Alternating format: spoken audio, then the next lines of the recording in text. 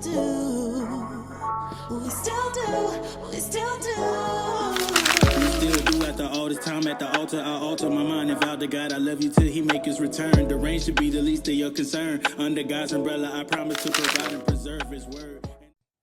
Hey Thrivers, welcome back to another episode of We Still Do. We are your hosts. I'm Lena. I'm Jermaine. My handsome husband. Good. Whether you are newlyweds or decades in, We Still Do It's for you. We do it. We did it. We did it. We did it. Tell them how to like and subscribe, please. You like and subscribe by clicking the notification button so you can get updates. She put me on the spot. This isn't usually my part. This is usually your part. I just literally say like, subscribe, and share. You just said tell them how they can like, subscribe, and share. I don't know. You like, subscribe, and share. Okay, all right. Let's get to the point. Oh my gosh. How are you doing? I'm doing good. I'm feeling good. Thank you. I appreciate you. Can't wait to look at you later. Oh my gosh. We got a little date. Family date. Later than that. Okay. Yeah. Okay. All right. Come on. How you doing? I'm doing good. I cannot with you. I don't know. I'm hungry, so this is odd. I'm not usually like this when I'm hungry. I know, but it's a good thing because I'd rather this than hangry because Thank you. it could always be worse. But yeah, I'm doing really, really good. Okay. All right. So, you mentioned to the people last week. Don't just rush past how I'm doing. I'm doing good. It's raining. I'm enjoying the rain. You just find yourself so like. I know. Go ahead. Why? Go ahead. Just because I want to be stopped. Okay. So, anyways, you told the people last week that we're gonna be doing a continuation. Yes. Of our conversation about having a shared vision and going back to the altar. And so I just want to kick it off to you. Where you want to go with that? The altar. Okay. So I really wanted to share about vision beyond the altar, right? We shared about vision and how that vision starts at the altar.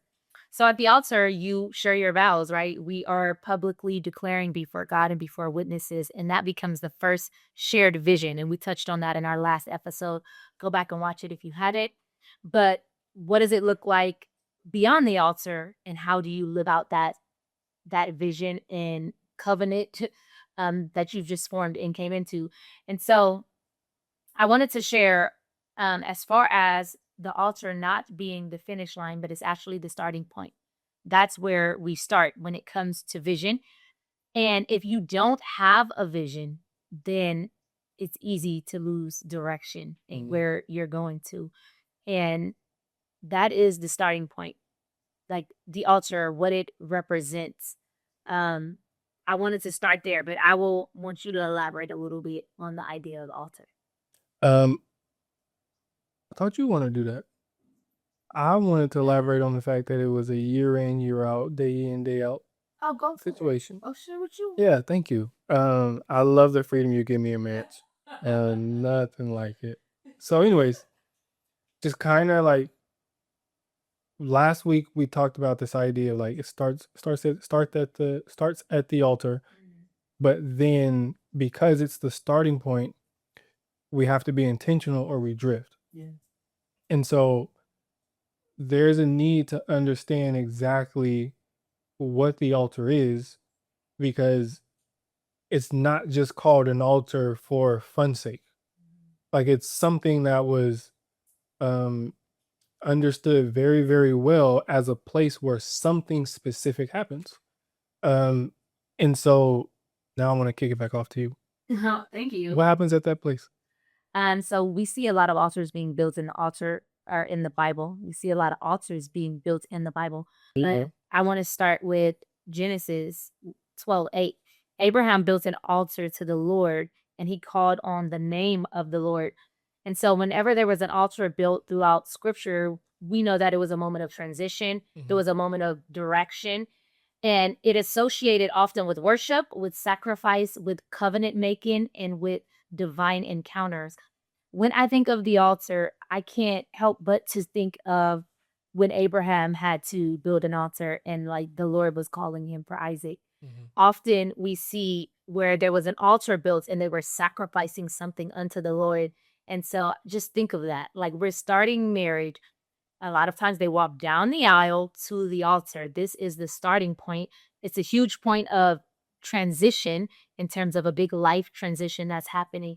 But marriage requires sacrifice. It's also sacred. And you have to die. And I know I jokingly say that we say it's a wedding, but it should be a funeral because you do have to die to yourself to put someone else before you and to consider them above yourself and to be able to share in the vision that you guys have. It can't just be your way and that's it. There has to be a joining of the two. And so just thinking of the sacrifice and the sacredness of what the altar represented, but it was also this meeting place with God. And so it marked a new beginning.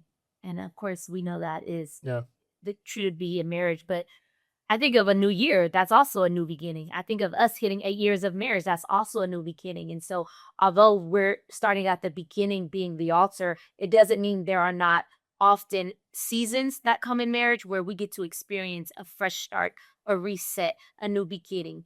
Um, God gave direction, and it was also a public declaration of allegiance that happened. Yeah. And so, it wasn't the end of a journey, but it was the place where direction was clarified and given. Yes, and the altar, like, it also signified a place where this is like, not only am I making this commitment to you before God, but I'm also making a covenant with God. Like sometimes, scripturally, sometimes when we talk about the altar, there was this breaking of an animal in half, and the person would walk through the broken halves.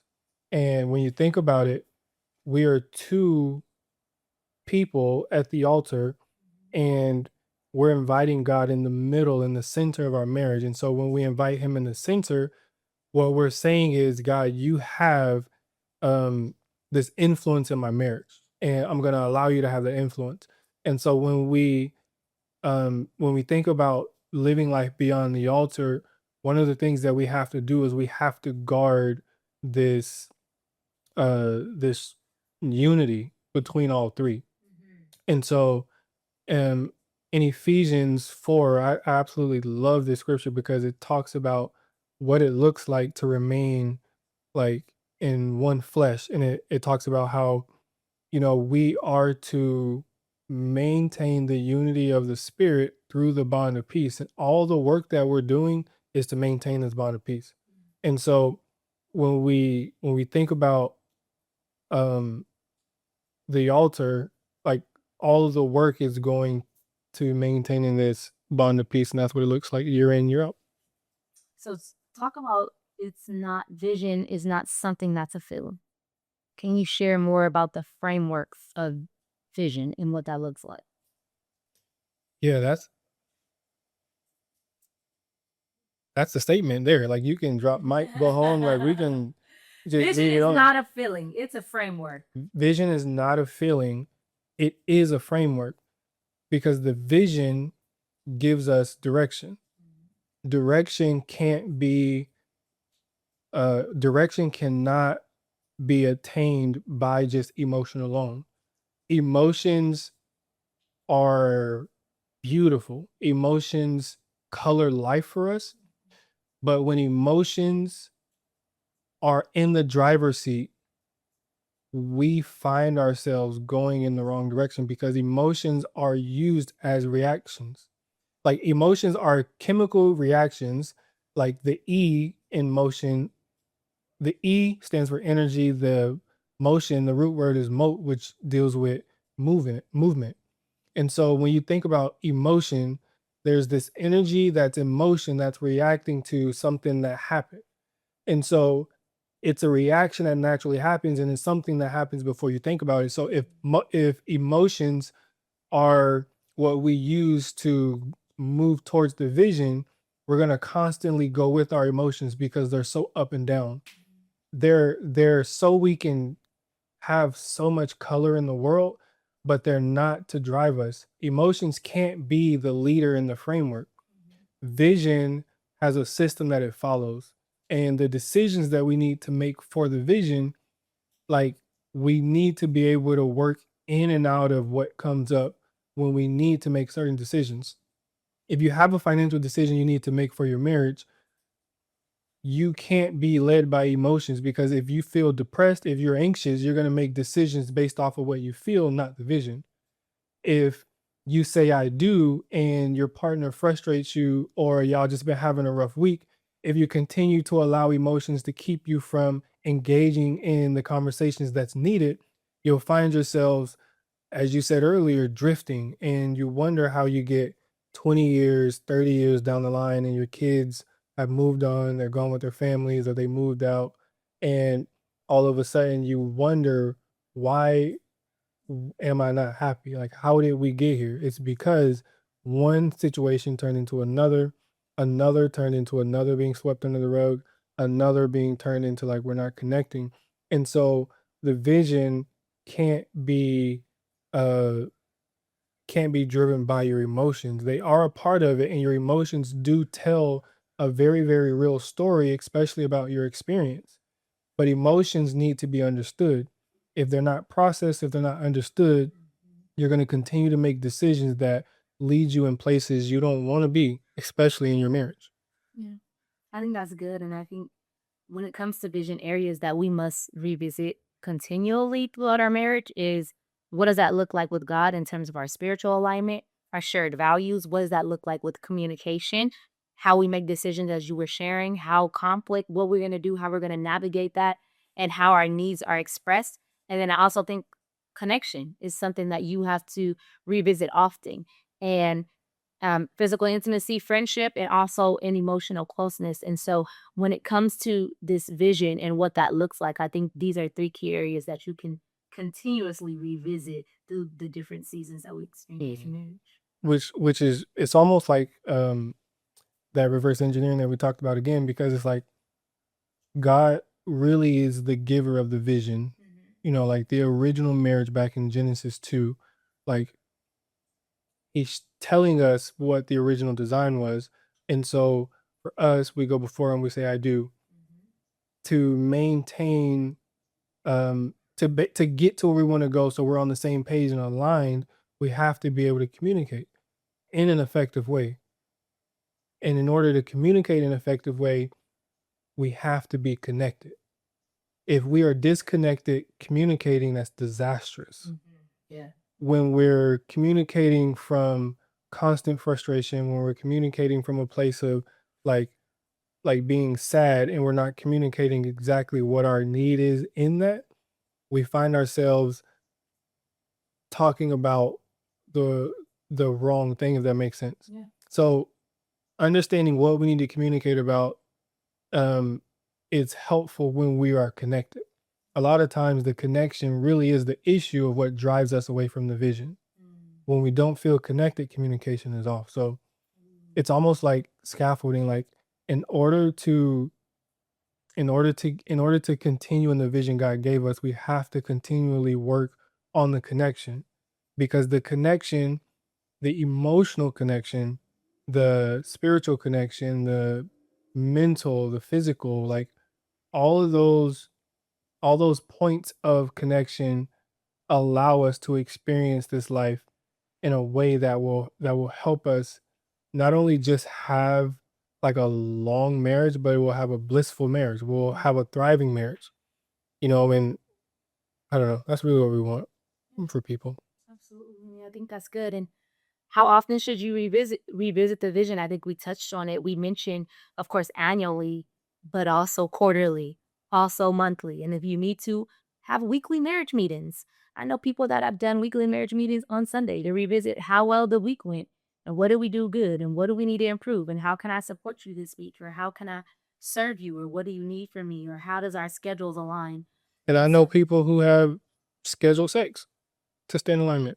All of that is a part of it. Yeah. Whatever supports the vision that you have for your marriage, and that helps you to attain that. Yeah. So I think at the end of the day, it requires a lot of intentionality when it comes to the vision that you have. Don't let busyness Or autopilot. Don't let busyness choke out your sex life. Yeah. You're just dropping random nuggets. Okay. Is that why they lose? Is that why they lose vision or what? I don't know where his mind just drifted off to while we're talking about vision. It was in the same place it was at the start. And that note, we will do the marriage emotion. Okay. Let me help y'all You out. like it. Okay, so for this week's marriage emotion, we want you to move from altar to alignment, right? We're starting at the beginning when you say I do at the altar and then living that out. So write a shared vision statement using clear, simple language. Include what kind of marriage you are building, what values guide your decisions, and what do you want to protect and prioritize when it comes to your marriage.